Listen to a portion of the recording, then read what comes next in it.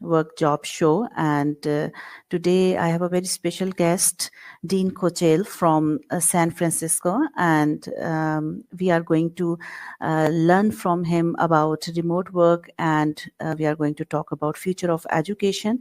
So, and thank you so much, Dean, you have joined me.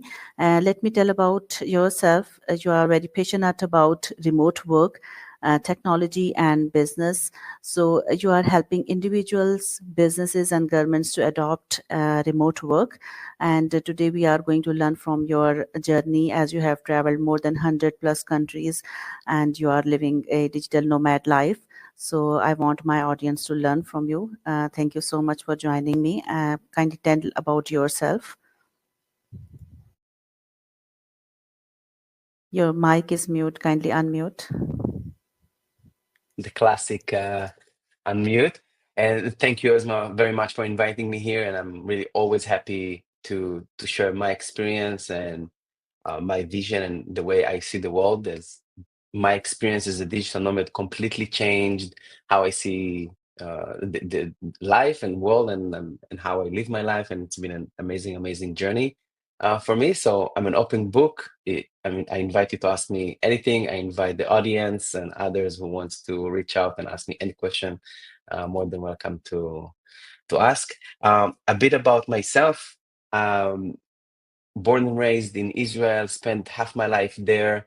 Then I moved to the States for work, for studies, and somehow and somewhere in this mix, I found myself working remotely. I didn't even ask for it; it just happened to me um, due to some visa delays and issues. Then I had to go work remotely, and this incident just freed me from the 9 to 5, freed me from the office. And since 2014, I've been traveling the world pretty much nonstop with a single carry-on and my laptop that goes with me everywhere. And in this process, I've been to already 107 countries, and I hope to get to all 196 countries of the world eventually. And currently, I'm in Bali, Indonesia. While it says San Francisco on my LinkedIn, I move very fast from one place to another.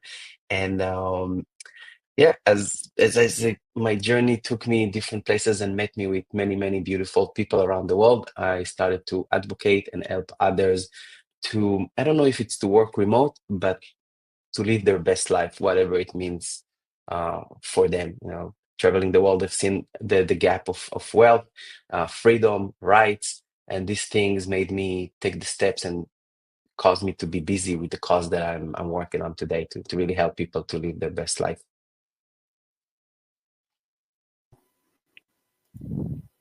Okay, as you have traveled many countries, so what was actually the thing that inspired you to start this remote work, and how it has changed your shape your perspective?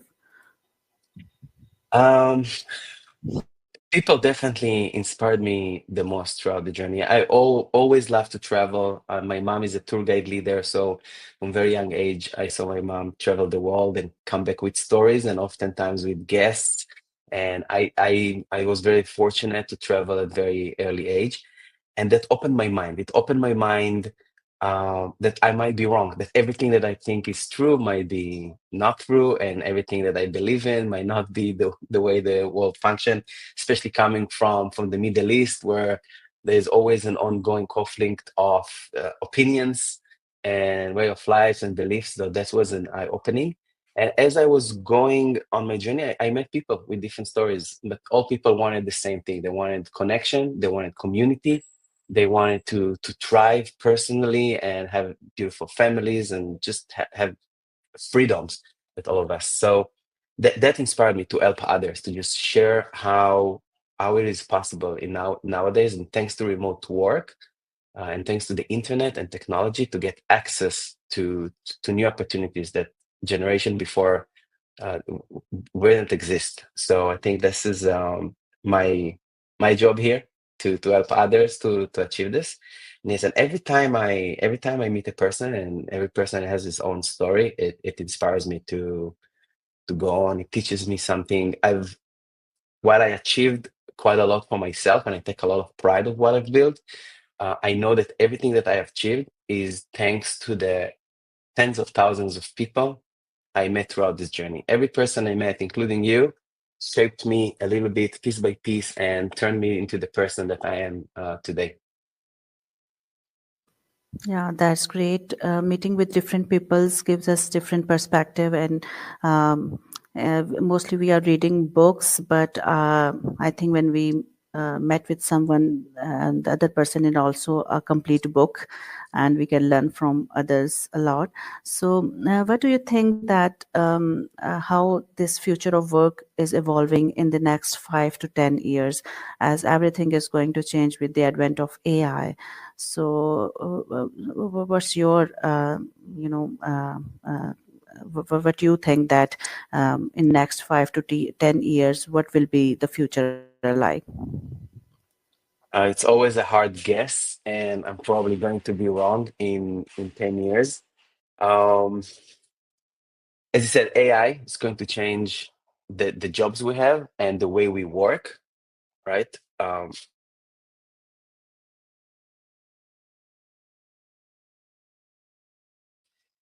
So I think we will see more opportunities open up for new people coming from different places.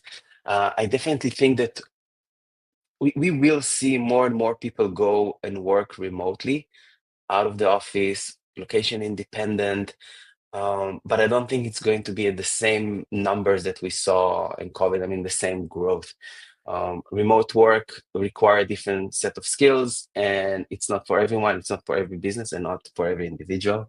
But again, talking into AI and technology, and not everything is AI, but I think we will see just new jobs that we didn't exist before, just like that happened with the old blockchain that created new set of jobs and companies. We'll see AI booming in a way that we haven't seen probably in 30 years, but we will see a new type of jobs. And that's, I think, the big opportunity for people today.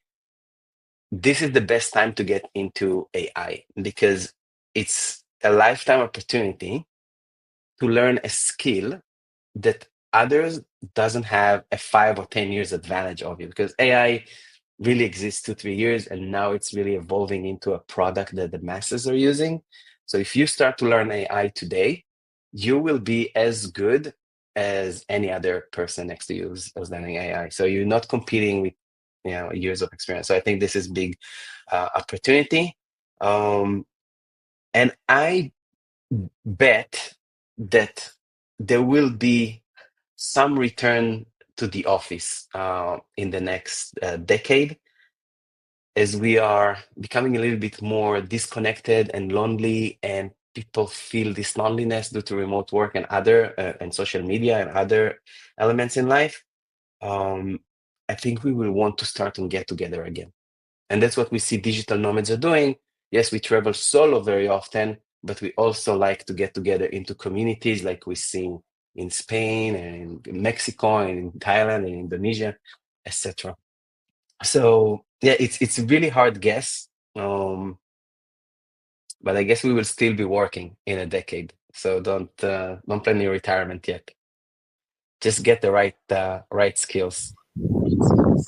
Yes, you are saying right that due to this remote work, many people are now facing this isolation, that they are not communicating with everyone because all the time having online causing many health issues and mental disorders. So it's very important to do traveling and talking physically and meeting physically with people. So as you talked about the skills, so what do you think that what are most in demand skill in the remote work economy? Like what skills we, if anyone wants to start, what are the most demanding skills? I want to say that something that might surprise you and the listeners. The most demand skill in remote work nowadays is discipline. Is the discipline to not be in the office next to your colleagues or boss and to still do the work. It means to be in a different time zone like I am. I'm again in Indonesia. I work with companies in Europe and the States, and to be up late at night to still do my work despite not having the environment with managers, with all the office that I need. So that's the first thing. And people need to know it before they decide to go work remote, whether they travel or work from home. Discipline and discipline. Interview CEOs of big companies, and they will tell you that remote work doesn't always work. And this is why we see large companies asking employees to come back into the office. They see the performance dip.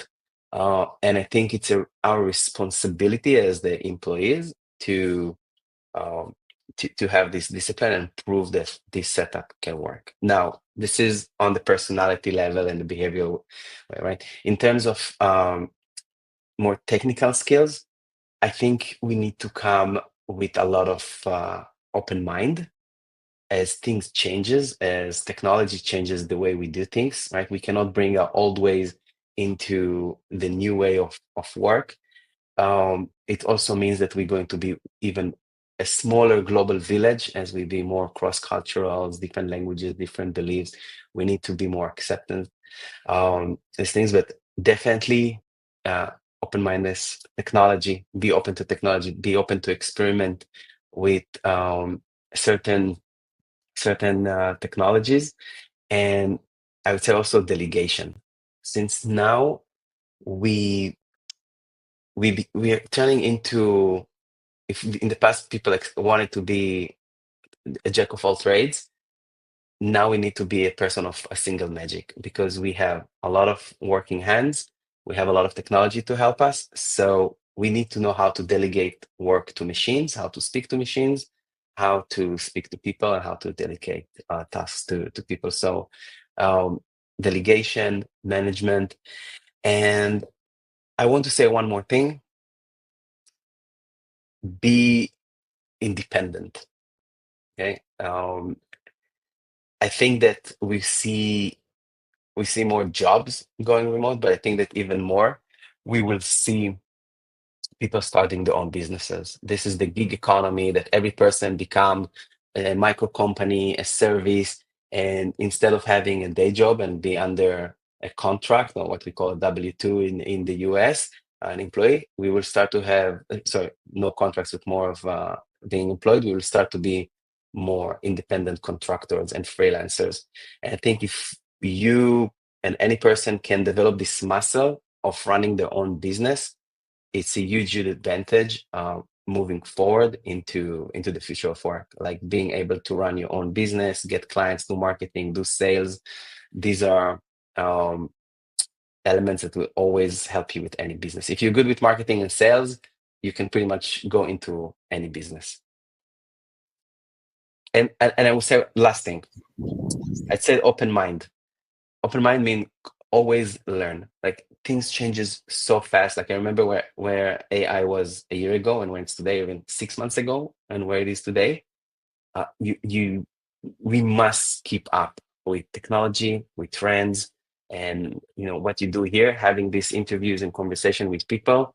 This is learning. I listen to 1 or 2 hours of podcast every day just to keep up to date with the news, with trends, with technology, with the financials, with the macroeconomics, with the politics. So I think this is very important. It's not for everyone, but it's very important in my opinion. Yes, a very important point that need to focus on one thing. Like as on the social media, there is a lot of stuff coming, and we are there are a lot of things that we are watching on the daily basis, and we ends up with nothing. So it's very important to focus on one thing, and then when we start that thing, we should be disciplined. So my next question is that like our students, those who are learning in this traditional system still, so what do you think that how these traditional education system is need to change to prepare students for remote work and digital careers? Well, I don't have my own child who go to school, but I don't know if I would. The day I will have, I don't know if I will send them to the traditional education system. In my eyes, it is very, very outdated. How it should change, I think it's need to really go through a complete overhaul. Um, the way we educate, like the actual system in school with the books, with the whiteboard.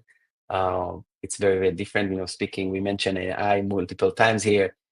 Imagine that AI will start speaking to you since you are a small child who can start to speak and type. And over the years, he will learn your personality, the way you like to learn things, what's the best way to enable you to gain new information. And now the AI is putting all this information in education, teaches you mathematics and language and physics in the way that you best understand. We won't need teacher. So I don't think that we need to not have schools. I think schools are a great place for kids to interact with other kids, develop social skills. And I think this is where I want schools to focus on how to be a better person, how to accept others, to be a school that doesn't close your mind into very specific ideas, but the opposite, come and teach you on all cultures, on all beliefs, teach you about the entire world, shows you the world.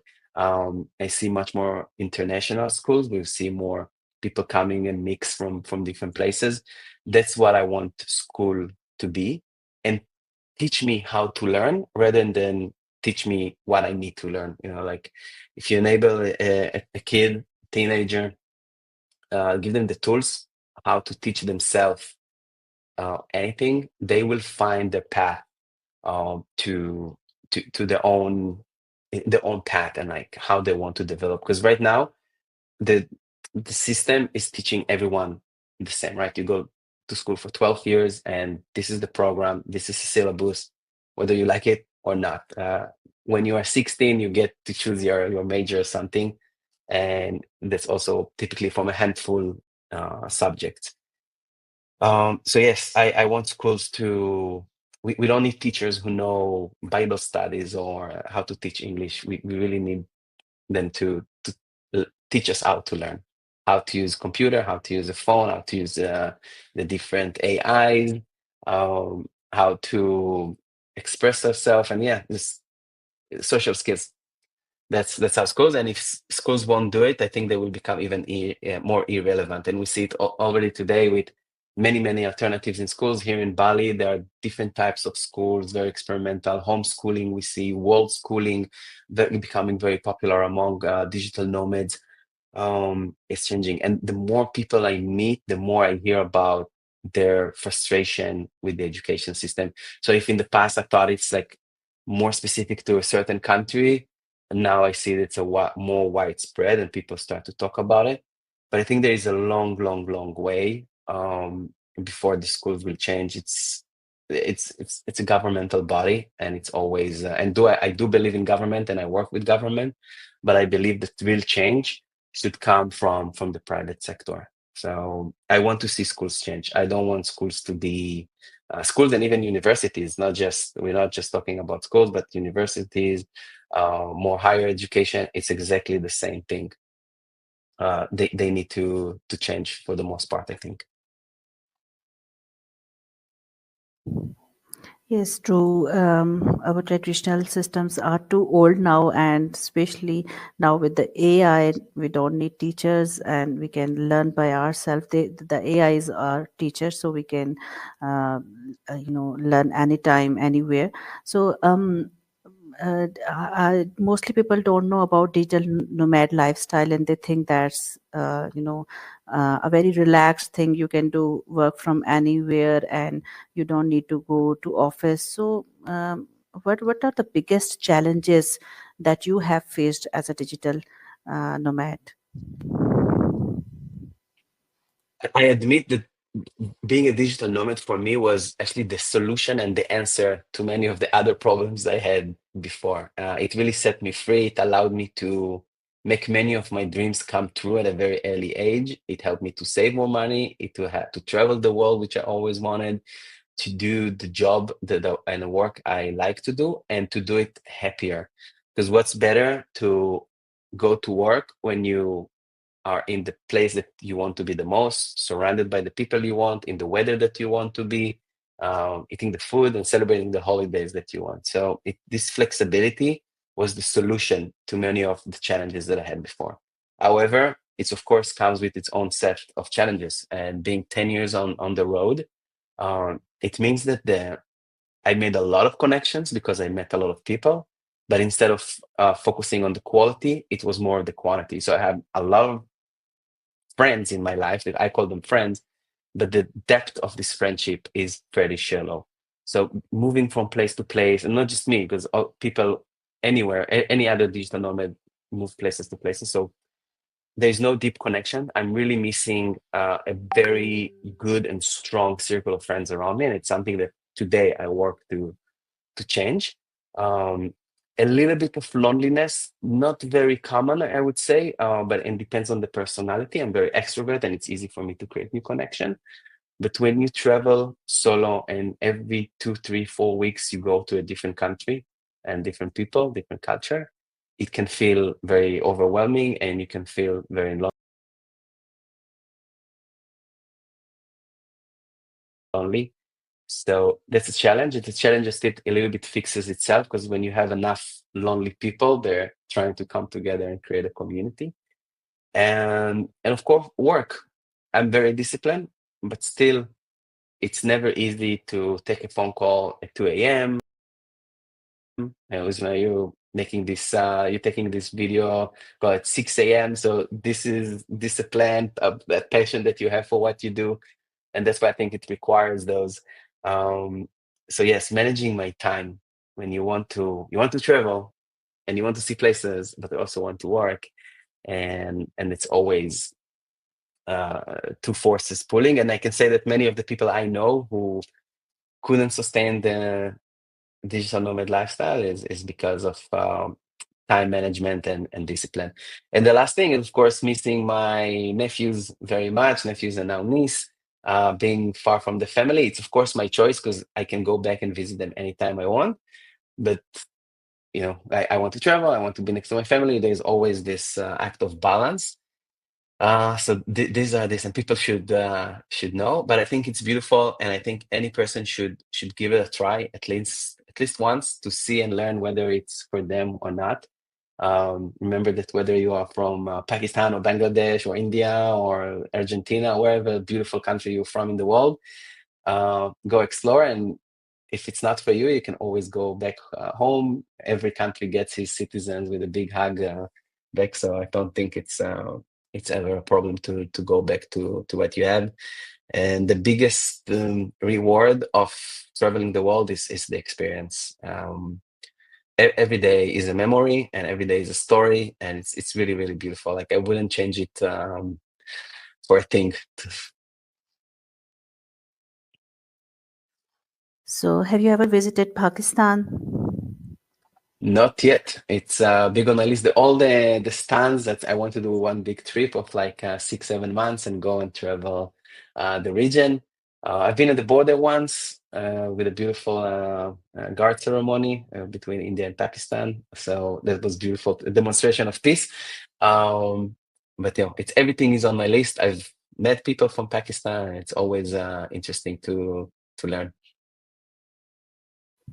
Yes, Pakistan is the most beautiful country, and I'm currently living in Kashmir, and this is a remote area, like a hilly area, and it's like a paradise in Pakistan.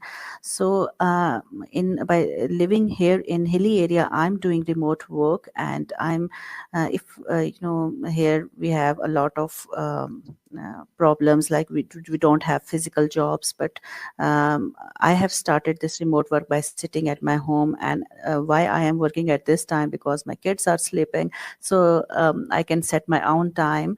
That's why I have selected remote work, because it's flexible, especially for females, those who wants to work at home and they want to manage their kids and their families along with their work. So, and that's why I'm promoting this the remote work. First, I have experienced by myself, and then I'm promoting it in Pakistan and all around the world that yes, this is the option.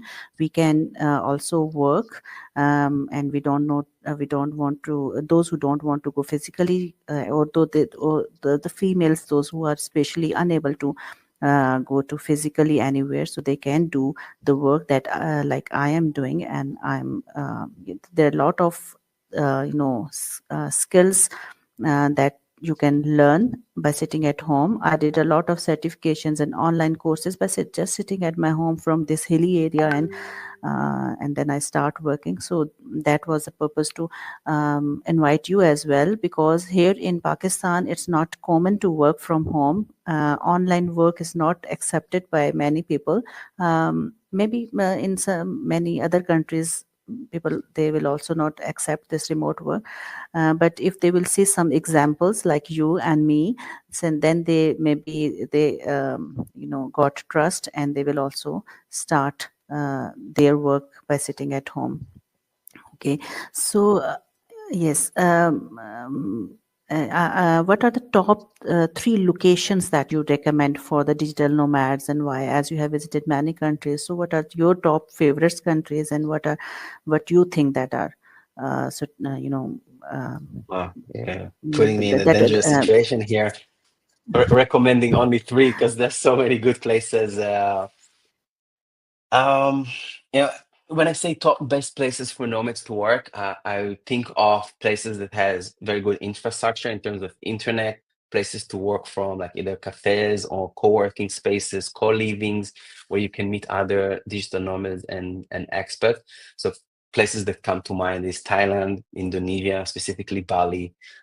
Bulgaria has a big nomad community. I love Canary Islands. I think there's an amazing community, beautiful weather year long. Argentina is a favorite. Buenos Aires, a fantastic place. You have Mexico, Medellin, Colombia, so many places. But I think that I want to give this one important advice. Whether you're really, if you're anywhere in the world, doesn't matter what country you live in, I guarantee that you haven't seen the whole beauty of your own country, so you don't need to go far.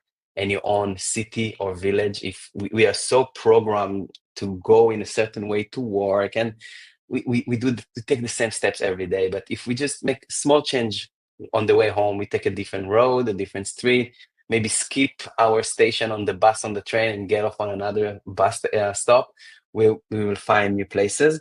Really, I've been to 107 countries, and there is no single place that I will tell you that I wouldn't go again. Like every place I've been was special in its own way. For nomads, I mean, Thailand is an easy landing, big community, good infrastructure.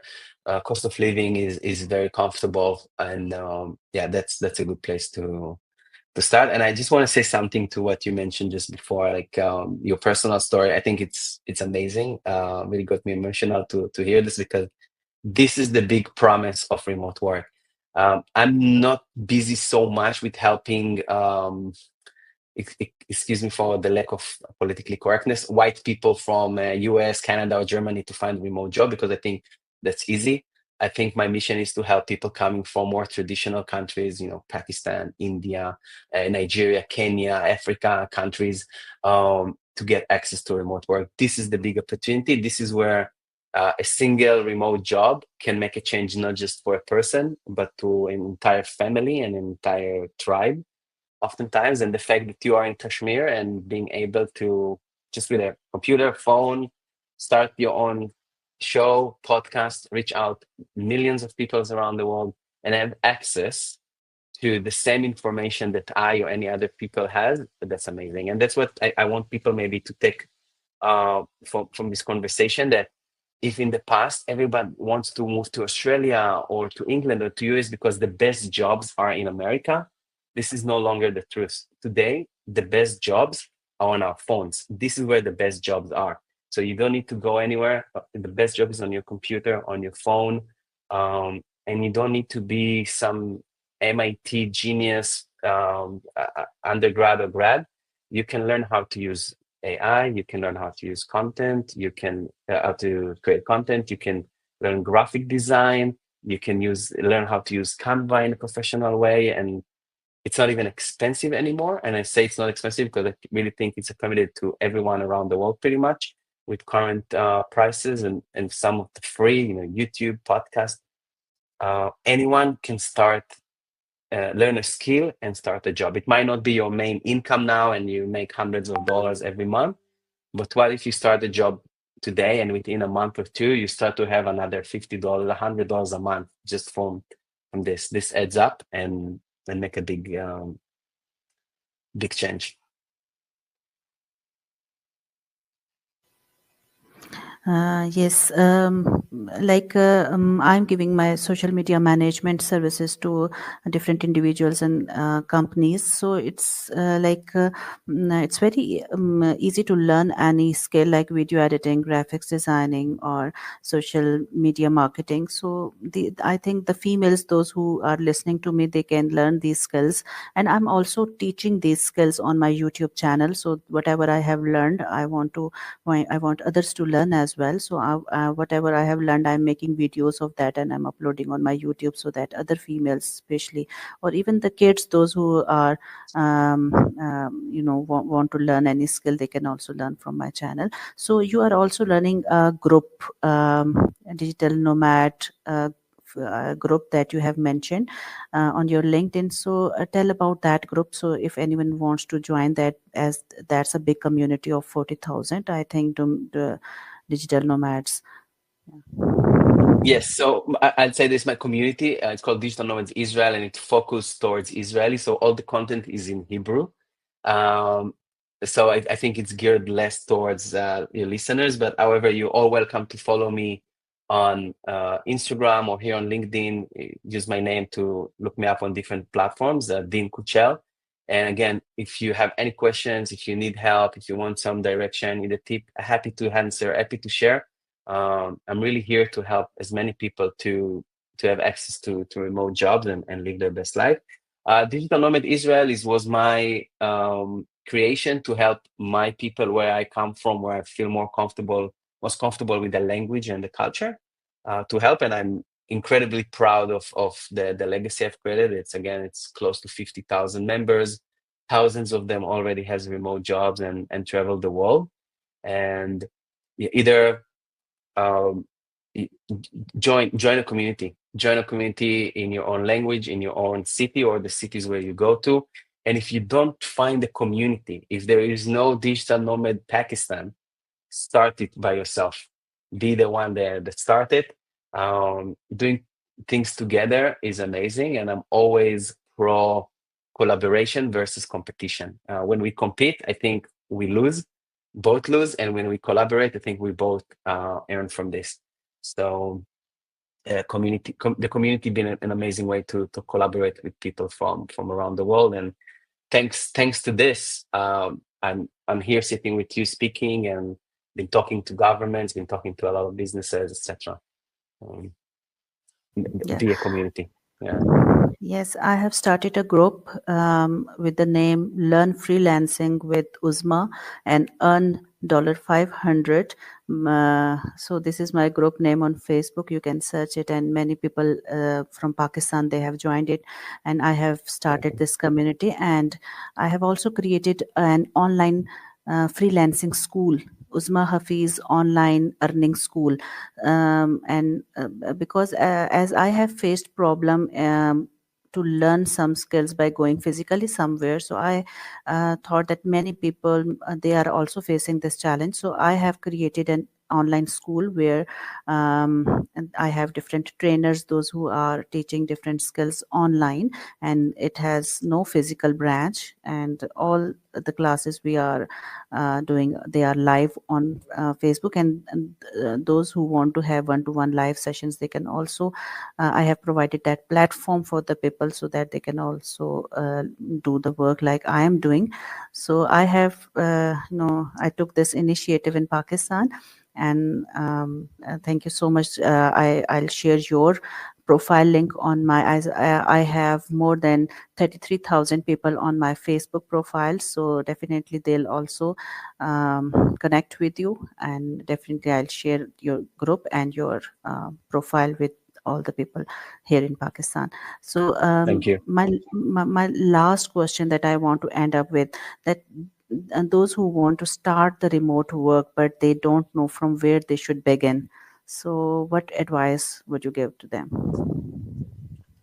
Go on YouTube, start to look for remote work, digital nomad lifestyle, certain professions, digital marketing. What does it mean to do? Learn it. We just watch a 15 minutes video that explains to you what's digital marketing.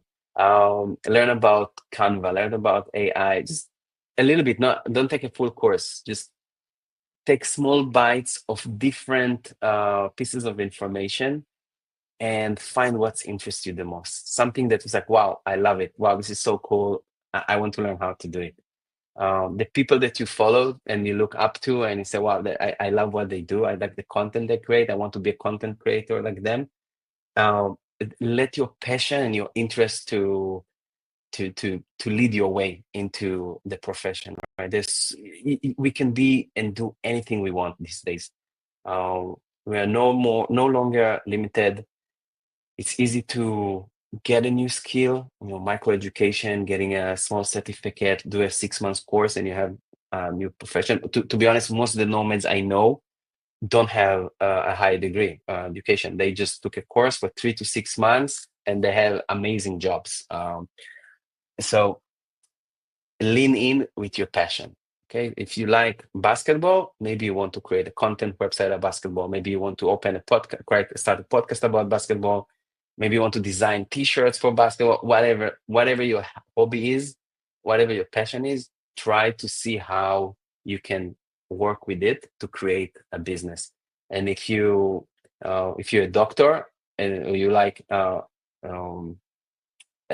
health and stuff, you don't have to become a doctor. You can talk about it. You can create content around it. You can create websites around it. You can service people in this business. There's so many ways to be around what you love without doing exactly the thing that you're doing, right? Like you don't need to be a basketball player to build a business around basketball. That's what I'm saying. Doing something that you don't love, but traveling the world is not as fun as doing something that you absolutely love and doing it from your office. So if you have something that you love, the location doesn't matter anymore. And if you have something that you don't like, the location won't matter as well. It's not going to fix the problem. So lean into your passion. You don't need to spend money. You just need to, at the first, you need to spend energy, time, and later on money to build your business. And don't be afraid. Say yes to opportunities, connect with people. As I said before, learn. Always be open mind to you just spent 30 minutes listening to me and to Uzma. So do this with others and keep open your mind. Like everything I achieve is thanks to other people. And podcast, I think it's an amazing way to learn. Like if you commute to work now every day, 20 minutes, 40 minutes, here's 20 minutes that you can listen to a new idea and to learn new things. I'm a big fan of podcasts. I don't have one of my own, but I just enjoy listening to others and learning from them. So this will be it, and start something. Don't be afraid. The entry requirements now, if you want to start a business, you don't need to buy a shop. You don't need to buy stock. Okay, you just buy a domain, few dollars, and you put a website, very often for free, and here you go. You have a business. Like it's super easy. I have probably 20 businesses. 19 of them I don't care for anymore, but I tried so many times until I found the one thing that works the best for me. And I encourage other, find the entrepreneur in you, find what's interesting for you, and do it. Just go for it with all your passion and heart. Yeah, thank you so much. I've learned a lot. Initially, you have decided 15 minutes time, but it's now going to be 40 minutes. And really, it's an amazing session. And I hope those who are listening to me, they will also get a new perspective from you of related to remote work and future of education. So thank you so much for your precious time. Okay. Thank you very much, and it's amazing and very inspiring what you do. And well done, really, bravo to you. Okay. Bye bye. Thank you.